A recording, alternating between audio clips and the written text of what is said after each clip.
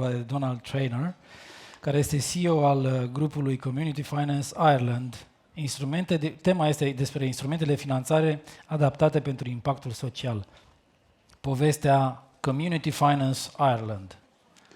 Just please stay in the light with the timekeeper here. Brilliant. I love these tables, so I'll stay back here. Victor and Daniel didn't use very much of them, so I'm going to use them. Ladies and gentlemen, colleagues in social finance, what a true privilege it is to be here in Iași, a very historical city, for what I believe is a very momentous point in time, the start and the commencement of a first social finance company in Romania. To those who might not quite grasp just how important this move is, I want to share with you the story of Community Finance Ireland and give you a sense of the impending impact AFIN will have across this country, either by itself or by virtue of being a catalyst for the development of other like-minded social finance providers. AFIN is joining the growth sector of ethical financiers represented across Europe by FABEA. It's a strong network of ethical banks and alternative investors, which we in Community Finance Ireland are honoured to have been members since 2016. We're now in a club that includes those ethical institutions at the top of their game, at the cutting edge of innovation and supporting our European social economy. Speaking from personal experience, and the conversations that I've had within this network continue to prove informative and reassuring that the roadmap that we've set out for Community Finance Ireland is on trend with our colleagues across Europe. As a pioneer in your country, it can be a lonely place. AFIN may well wonder at times if their dreams and aspirations are pie in the sky. Well, I am here today to reaffirm those dreams, to tell you it can and will develop into a potential beyond your imagination and the social enterprise market that you intend to serve. So how or why was Community Finance set up? Yeah, it doesn't matter. It's not that important, the slides. I need to take you back to the 1990s and the emergence of peace in Northern Ireland, following 30 years of community division.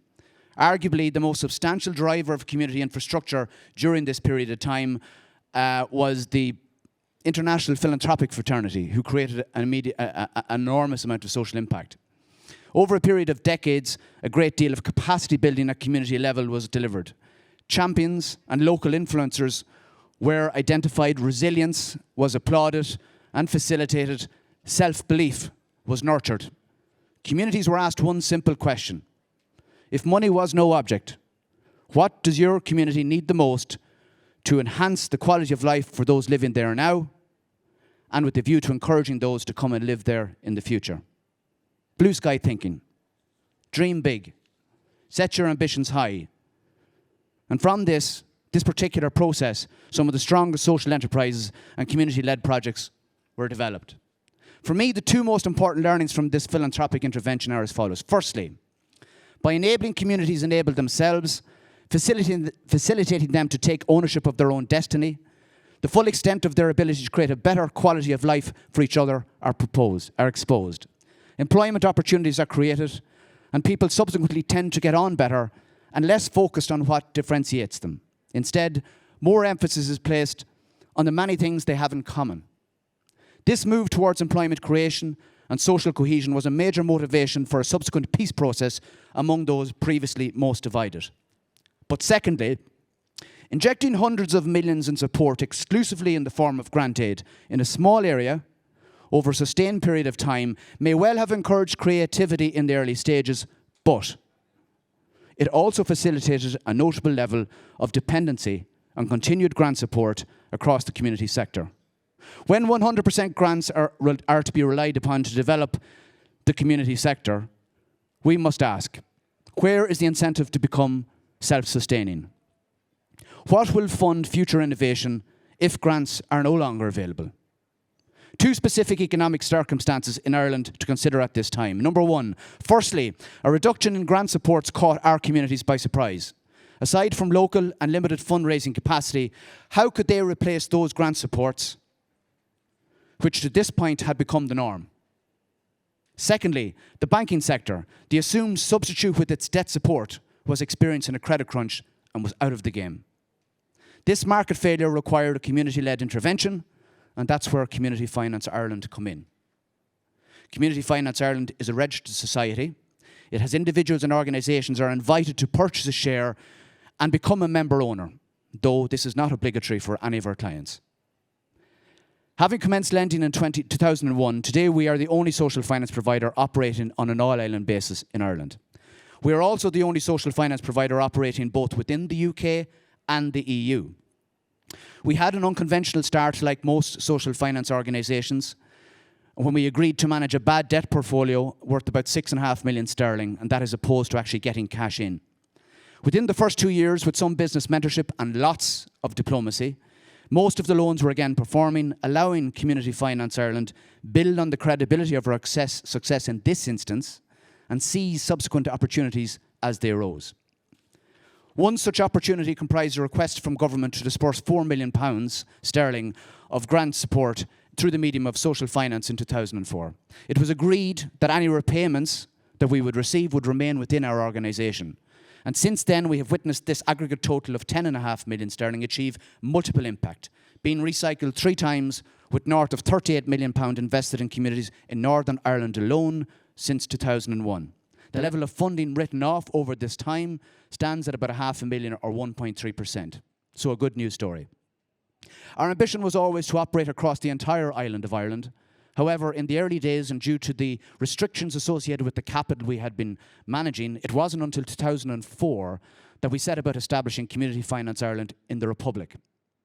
Initially investing our own unrestricted funds there, in 2008 we accessed bank finance for onward lending through the Social Finance Foundation in Dublin. Since 2008, we have invested some €37 million in hundreds of groups of all shapes and sizes across the Republic. The level of debt support written off over this time stands at €47,000 or 0.1% of what we've invested over the last 13 years. In total, we have supported over 1,000 entities from a wide variety of backgrounds. When I joined the group in 2004, some 97% of our portfolio was invested in community-owned workspace, a hangover from the bad debt portfolio we took over in terms of management. Today, almost 40% of our investment is sports-related, with community spaces and faith-based lending following a close second and third. We view social finance as a natural progression from early-stage grant support in the life cycle of any social enterprise. It's a sign of maturity, graduation to the next level. Grant supports are very useful, a substantial helping hand to social enterprises, starting up or seeking to develop new innovations. But grants, for all their positives, do come with a certain degree of caution if overused. For example, the dependency on grant supports has the potential to cloud one's vision for long-term sustainability and the generation of traded income required to replace these annual subsidies. Also, grant support generally comes with strings attached, which may or may not impact on a social enterprise's level of autonomy. No grants, no investment, all €5.5 million raised from the pockets of those 600 adults. What this community have achieved since 2016 is simply phenomenal. I met with them on my way to the airport here. They will stand as best practice example to other Irish communities in fundraising and project development. I would encourage everyone here to Google Britannia Church in Dublin and witness the extent of their success. For us at CFI, our involvement here, we've invested about £500,000 at this stage. It underlines our ambition to enable communities enable themselves and make sure that social impact is felt rather than simply dreamt. As of today, the Irish social finance ecosystem have 2 main debt products for social enterprise, term and bridging loans. We are not content with this. We are never content. Innovation within the social finance sector is infectious. We look to our peers across Europe and we aspire to be as impactful. We continue to map out new routes, new milestones, but never a final destination. We want to introduce new financial instruments to the sector in Ireland. We don't have a dedicated crowdfunding platform for social enterprise live and online yet, but we have created a basic model in preparation for a launch. Neither do we have a 100% credit guarantee product. We are working with partners in Ireland to establish a loan grant hybrid, resulting in lower cost support to social enterprise, but including wraparound non-financial supports. Similar initiatives may well be of relevance to Romania over time, but we must learn to walk before we can run. Some words of advice to the sector here, both to those developing social finance and indeed the social enterprise generally. Autonomy is key. The state, the social economy, and indeed the financial sector needs you, possibly more than it might realise right now. Be clear in what it is that you need to do, and don't compromise on that direction of travel. Sustainability must remain to the forefront of your ambition. Affin must seek to return a profit, remain attractive to investors, and hence ensure that its cost to serve, a market which will require a great deal of handholding, is factored into its overall pricing model. To those setting up boards within the sector, I borrow a phrase I heard maybe 20 years ago from a guy called Kingsley Aikens. He said the mantra of each voluntary board member should be to give, get, or get off. Each person volunteering to support the development of social enterprise should be willing to either give up their time, their contacts, or in lieu of this, capital support. If they cannot give themselves, they should be prepared to get this support from among their network. And if they can neither give nor get, they should get off and make space for those better placed to execute such requirements. In building a team of change makers across Affin, you must place a major emphasis. You will seek to recruit a varied skill set, but overarching this, you must place a major emphasis on people skills. The ability to communicate at all levels, versatility, innovation, and common sense, which many of us will agree is often in very short supply. You are seeking those with a customer-focused approach. Beware that in many instances, this may well be your client's first foray into communal debt support. There will inevitably be a period of awareness, requirements, investor readiness to be undertaken, animating the client base. Make the market comfortable with the idea of debt finance. At every opportunity, emphasize your reason for being. Be one with the market. Find ways to say yes.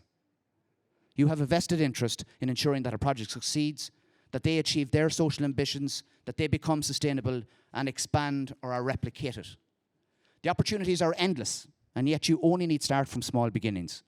We haven't yet scratched the surface of our potential, and we're so looking forward to where the journey next takes us. So in a world where the conventional approach to capital markets places profit at any cost in pole position, the emergence of Affin will provide the necessary conduit for those funds keen to make a greater, more lasting impact on society. Whether these funds are channeled through Affin from local citizens, from credit unions, philanthropists, even banks as in our experience, the reality is that for the first time, Romania can now look forward to supporting the development of social enterprise and local communities through a circular economy, where this recycling of loan repayments from one social enterprise, together with the attendant interest, will be used to support other like-minded groups across the country. Today, social enterprise in Europe has been described by the European Commission as a dynamic, diverse and entrepreneurial movement encapsulating the drive for new business models that combine economic activity with social mission and the promotion of inclusive growth. Affin and your network in Romania are entering this space as real change makers. Enjoy this journey, embrace the experience, and reap the rewards. In Ireland, we say, Gunairi and Táliv, means good luck to you all. Thank you very much.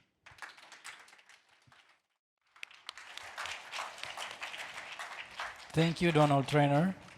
Mulțumim foarte mult pentru prezentare și pentru povestea Community Finance Ireland.